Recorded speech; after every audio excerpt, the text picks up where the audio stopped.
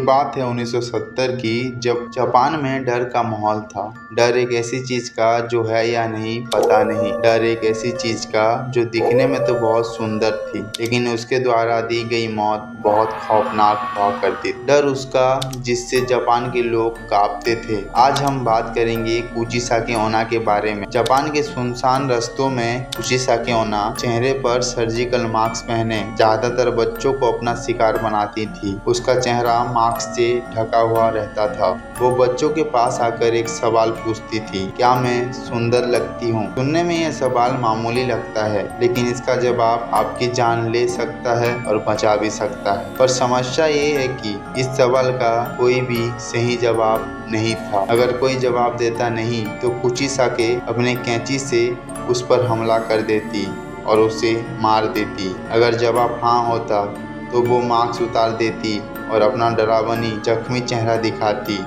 उसका चेहरा दो हिस्सों में बटा हुआ होता था, मानो किसी ने उसके होंठों को काट दिया हो। फिर वो वही सवाल दोहराती, क्या अब भी मैं सुंदर लगती हूँ? अगर इस बार कोई जवाब देता नहीं तो वो उसे मार देती, और अगर जवाब हाँ होता तो वो अपनी कैंची से उस व्यक्ति के चेहरे पर भी वैसा ही जख्म बना देती जिससे उसकी मौत हो जाती। 1970 का पूरा दशक जापान में इस खौफनाक आत्मा की दहशत से भर गया था। लोग अपने बच्चों को बाहर भेजना बंद कर चुके थे। स्कूल जाने पर भी रोक लगा दी गई। अखबारों में कुचिसाकी ओना द्वारा किए गए हमलों की खबर आम थी। कई लोगों ने दावा किया कि उन्होंने उसे सुनसान रास्ते में देखा है। डर इतना बढ़ गया था कि सरकार बच्चों को पुलिस प्रोटेक्शन देनी पड़ी ताकि वे स्कूल आ जा सके। फिर भी कुचिसाकी ओना ने कई बच्चों को अपना शिकार बनाया, लेकिन वो ऐसा क्यों करती थी?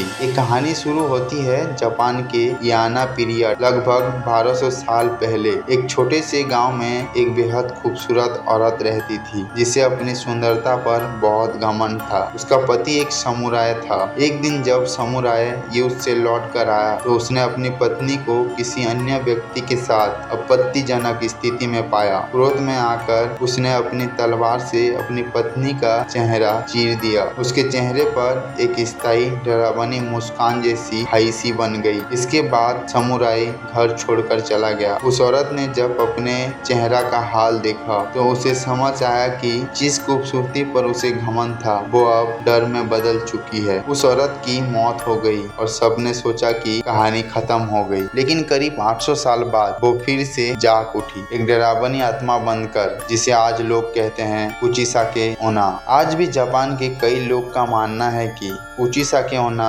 सुनसान गलियों में भटक रही है, अपने अगले शिकार की तलाश में। अगर आपको ये वीडियो पसंद आई तो वीडियो को लाइक, चैनल को सब्सक्राइब जरूर करें।